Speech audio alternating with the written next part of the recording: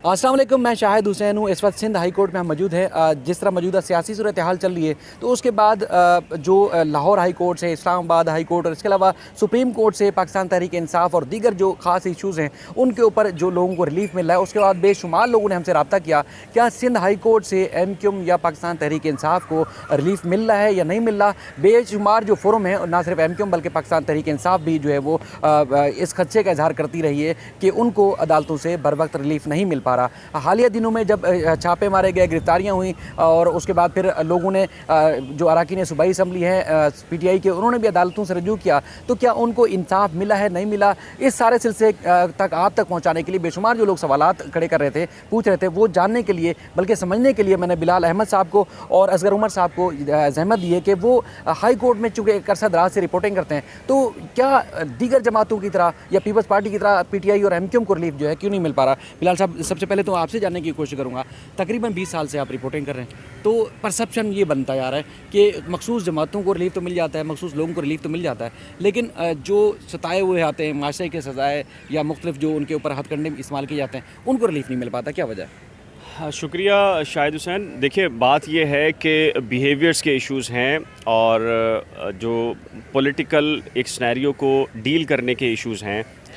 इस्लामाबाद और supreme court of Pakistan एक बिल्कुल अलग तरीके से चीज़ों को देखता है, नज़र से देखता है, और सिंध हाई कोर्ट एक अलग नज़र से देखता है। क्यों देखता है? क्या कानून अलग हैं या कानून एक है और बिहेवियर्स के इश्यूज़ हैं? कहा जाता है कि जी चूँकि इस्लामाबाद कैपिटल है, मरकज़ है और फेडरल गवर्नमेंट वहाँ होती है, हिरार्की टॉप वहाँ होती है, और जैसे ही आइन में कोई खला पैदा होता है या उसमें ज़रूरत महसूस होती है कि एग्जेक्टिव अपनी ज़िम्मेदारियाँ अदा करने में नाकाम रही और कोई तीसरी क़ुव्वत या इस्टेब्लिशमेंट या फ़ौज मदाखलत कर सकती है, तो फिर इस्लामाबाद हाई कोर्ट इस खदशे के पेश नज़र या सुप्रीम कोर्ट ऑफ पाकिस्तान जो है वो मदाखलत करती है। सारी चीज़ें आपने कल भी देखा, ये बात दुरुस्त है आपकी। देखिए, 2 दिन से PTI सिंध हाई कोर्ट में रिलीफ मांगने के लिए आ रही थी।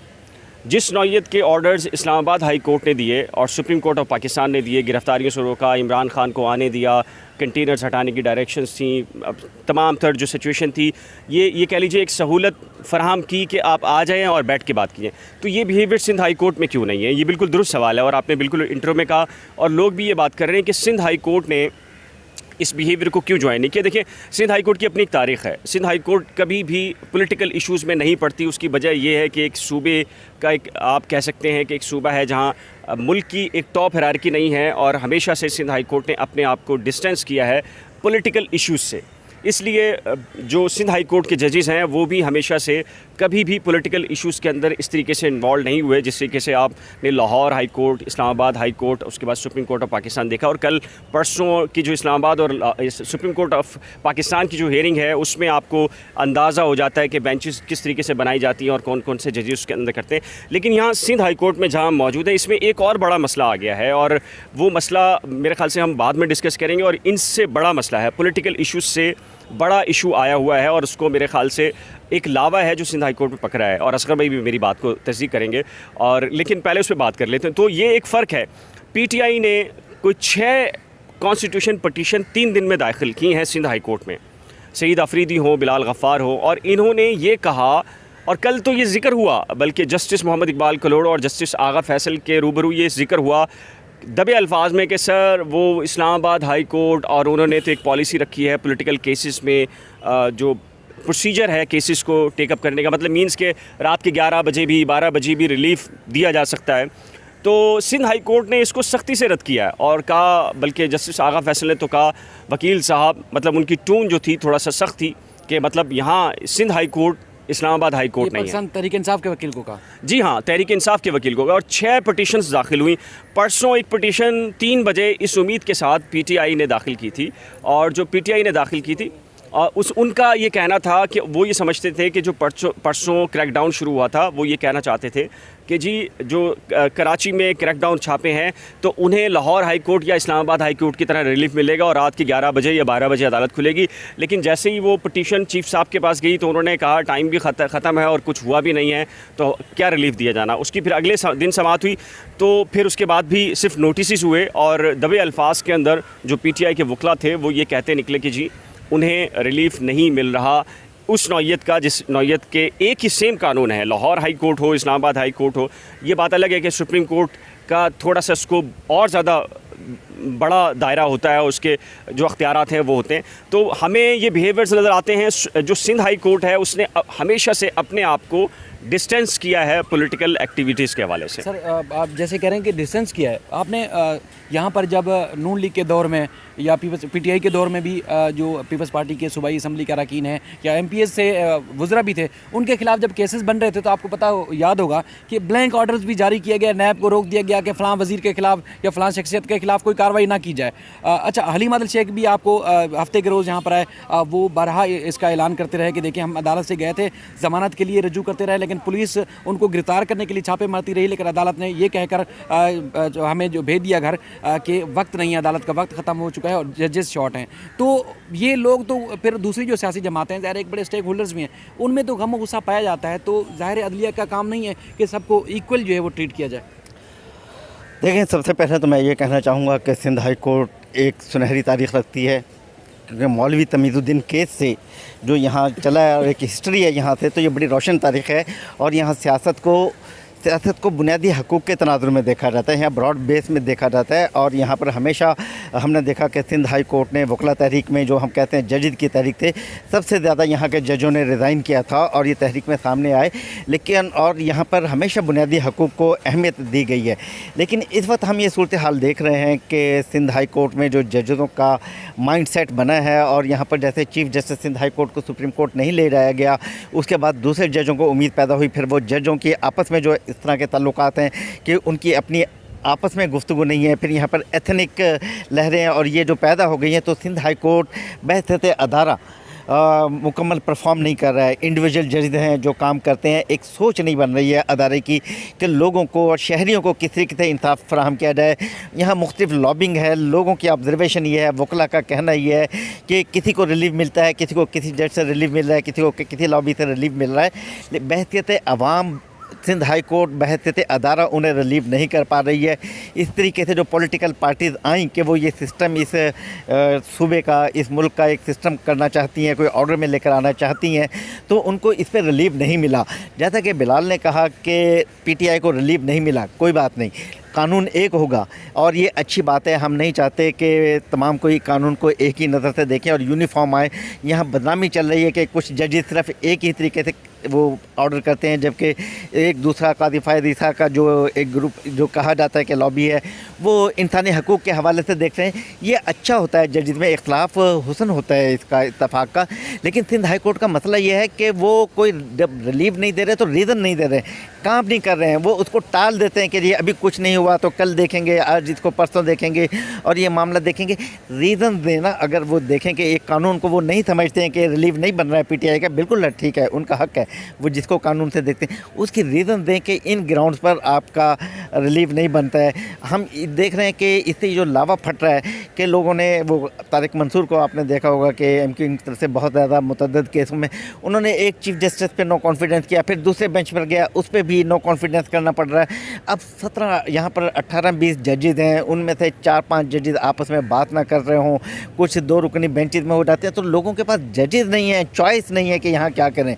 ये बड़ी अलार्मिंग सूरत हाल है। यहाँ पर सुप्रीम कोर्ट को देखना चाहिए कि किस तरीके से एलिवेशन होनी है, किस तरीके से यहाँ पर अब नई तकर्रियाँ होनी है, किन बुनियादों पर होनी है। हम नहीं कहना चाहते कि यहाँ एथनिक बुनियादें हैं या लिसानी बुनियादें हैं, लेकिन जो भी मामलात हैं उनको एड्रेस करना चाहिए। जो भी अच्छी सूरत है, ये बुराई भी आ जाती है तो उसको रिमूव किया जा सकता है, लेकिन ये वो मरहला आ चुका है कि अगर इसको यहाँ नहीं किया गया तो अवाम में लावा फूटेगा और यहाँ पर फिर अदालतों के ख़िलाफ़ मुजाहरे होने लगेंगे और ये कोई अच्छी सूरत हाल नहीं होगी मुआशरे के लिए। सर एक चीज़ और ये है कि जैसे आप फरमा रहे थे कि लासानी मामले शुरू हो रहे हैं, आपको पता है कि यहाँ तो सिंध के किसी भी शहर में चले जाएँ तो आपको तकरीबन इस तरह की मिसाल ज़रूर मिलेगी जहाँ लासानी बुनियादों पर कुछ ना कुछ जो चीज़ें सामने आती हैं। अगर अदलिया में भी लासानियत आ जाएगी तो फिर अवाम इंसाफ के लिए कहाँ जाएंगे? देखिए, मैंने जो शुरू में ये बात कही थी ना, और इसी तरफ इशारा किया था। देखिए, जहाँ तक सिंध हाई कोर्ट का किरदार है अपने आप को पॉलिटिकल केसेस से, इस तरह के ऑर्डर से डिस्टेंस करना, ये बहुत अच्छी बात है और ये प्रोफेशनलिज्म है।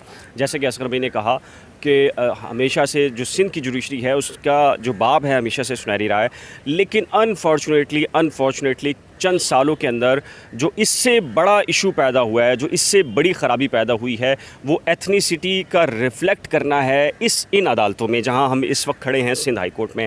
देखिए, पॉलिटिकल पार्टी या नेशनलिस्ट पार्टी, कॉम्प्रेस जमातें अगर एथनिसिटी का इशू क्रिएट करें, उसका रिफ्लेक्शन उनके अंदर से आए, उनकी पॉलिटिकल एक्टिविटीज़ से आए, तो ठीक है, उनका राइट है और वो अपने जायज़ तरीक़ेकार के तहत अपनी बात कर सकते हैं।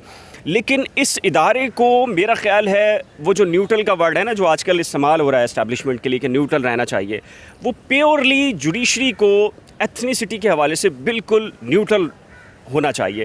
देखिए, माजी के अंदर भी आपके इल्म में है कि पाकिस्तान की जो आबादी है उसमें पोलराइजेशन है, मतलब पंजाबीज़म है, पख्तून का इशू है, सराइकी हैं, उर्दू बोलने वाले हैं, महाजिर हैं, सारे लोग हैं। देखिए, जैसे आपने ये कहा, असगर भाई ने भी ये बात की, मैं इसी तरफ इशारा कर रहा था और मैंने यही बात कही थी। देखिए, ये अगर सिंध हाई कोर्ट अपने आप को पॉलिटिकल केसेस में पॉलिटिकल नौयत के ऑर्डर से अगर डिस्टेंस करती है, फासला रख रही है, तो बहुत अच्छी बात है। प्रोफेशनलिज्म है, एक हिस्ट्री है सिंध हाई कोर्ट की, जो दीगर अदालतों या सूबाई और सुप्रीम कोर्ट की जो जजमेंट्स हैं उनसे बिल्कुल मुख्तलिफ है, उनकी रिवायत से मुख्तलिफ। लेकिन यहाँ पर एक सबसे बड़ा इशू जिसकी तरफ असगर भाई ने बात की है, वो एथनिसिटी का रिफ्लेक्शन बाकायदा यहाँ नज़र आया है और आना शुरू हो गया है। और अगर ये नीचे से आए तो ठीक है, रहता है मुलाजमीन की सतह पर, लेकिन ये जो बिल्डिंग है जहाँ हम इस वक्त खड़े हैं, यहाँ पर टॉप की जो हायरार्की है, वहाँ पर हमें ऑर्डर्स से, बिहेवियर से, रिमार्क्स से हमें नज़र आता है कि जी जो एथनिसिटी का जो इशू है वो अब पाया जाता है और जजेस उसका इजहार करने लगे हैं अपने ऑर्डर्स में, अपने रिमार्क्स में और इस तरह की चीज़ों में। देखें, ये रहता है इंसान, जो पोलराइजेशन हमारे यहाँ इतनी ज़्यादा है, पंजाबीज़म है, हमारे यहाँ उर्दू बोलने वाले हैं, सिंधी हैं, महाजिर हैं, बलोच हैं, बहुत सारे तबके हैं, पश्तून हैं, ये सारे लोग मौजूद हैं। लेकिन ये पॉलिटिकल एक्टिविटीज़ हैं, पॉलिटिकल पार्टीज़ के अंदर ये रिफ्लेक्शन आए तो डेफिनेटली उनका राइट है कि जी अगर वो कानून के दायरे में रहकर अपनी कौम और अपनी बरादरी या अपनी बरादरी के लिए कुछ करना चाहते हैं तो ठीक है, उसका इजहार भी करें। लेकिन वो जो न्यूट्रल का वर्ड है, वो न्यूट्रल का वर्ड जो आजकल इस्टेब्लिशमेंट के लिए ज़्यादा इस्तेमाल हो रहा है, वो एग्जैक्टली अगर कहीं फॉल होना चाहिए और कहीं इम्प्लीमेंट उसकी होनी चाहिए तो ये यहाँ पर है। क्यों कि देखें, ये जो आपने अक्सर तस्वीर में देखा होगा कि कानून अंधा होता है और पट्टी बांधी होती है, और क्यों बांधी होती है, तो उसका मतलब ये नहीं कि कानून को कुछ नज़र नहीं आता, उसका मतलब ये है कि कानून जो है वो बिला इम्तियाज़ जो है वो फ़ैसले करता है। वो ये नहीं देखता कि आपकी ज़ुबान क्या है, वो ये नहीं देखता कि आपका मज़हब क्या है, वो ये नहीं देखता कि आपकी बरादरी क्या है, बल्कि कानून को मद्देनज़र रखते हुए वो फ़ैसला करता है। लेकिन अनफॉर्चुनेटली अब जो सिंध हाई कोर्ट में ये वाला इशू आया है, ये बड़ा संगीन नौयत का मामला है और ये दबे अल्फाज के अंदर डिस्कस हो रहा है, वकला डिस्कस कर रहे हैं, मुलाजमीन डिस्कस कर रहे हैं और ऊपर भी हायरार्की के अंदर ये चीज़ें डिस्कस हो रही हैं और बहुत ख़तरनाक किस्म का एलिमेंट है। और मेरे ख्याल से इसे कौन ख़त्म करेगा?